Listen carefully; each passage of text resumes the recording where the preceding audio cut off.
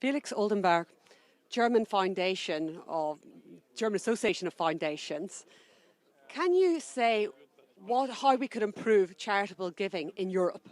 Well, first of all, it's important to understand the barriers that exist to charitable giving. It's really quite surprising. There's not a level playing field. If you want to give across borders, you cannot, because you cannot get the same tax deduction. There's insurance questions.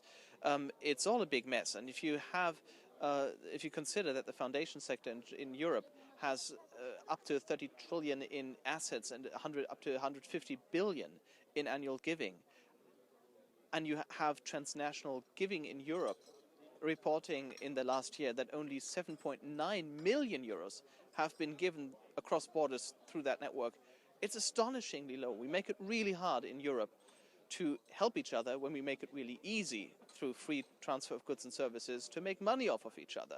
I think that needs to change. That's why I'm suggesting a single market for engaged citizens and philanthropy. It's very simple. You just need a mutual recognition of charitable tax status. This is what tax authorities do trust each other with all the time across Europe.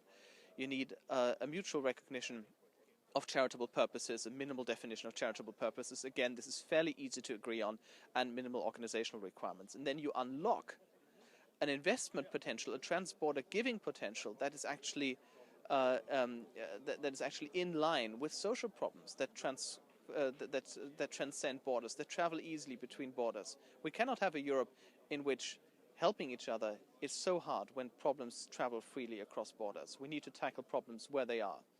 Can you give us an example? Today Europe is dealing with a very difficult refugee crisis.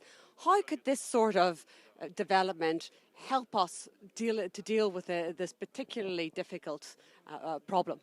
Well, it's a perfect example. The refugee crisis goes across borders by definition. If you want to do something about the refugee crisis, help refugees or tackle root causes, help refugees along the way to make sure they don't go to where they get the most support, but they're supported where they are. You need to give across borders, but the money involved, the transaction costs involved, and the risk involved today, if you're a foundation and you give to a Romanian local or a Greek local refugee shelter, is enormous. So you just don't do it. It doesn't happen.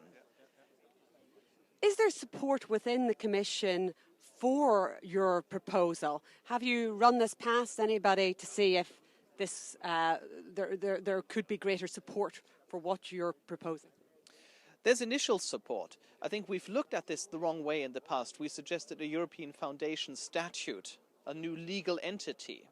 Now, that's been in the works for a couple of years, but I'm suggesting a new framing. I'm suggesting that, especially in this time of European crisis and disintegration, we look to engaged citizens and in philanthropy as a new force to help Europe integrate and tackle problems across borders. And also, this is a huge investment opportunity in the zero interest rate environment, which is new.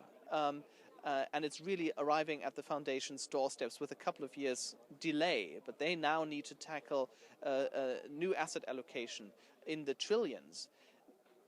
This is a wonderful opportunity, if you make it easy for foundations to invest and give across borders, to have them emerge as risk investors for ideas that serve the good of all, wherever they are in Europe.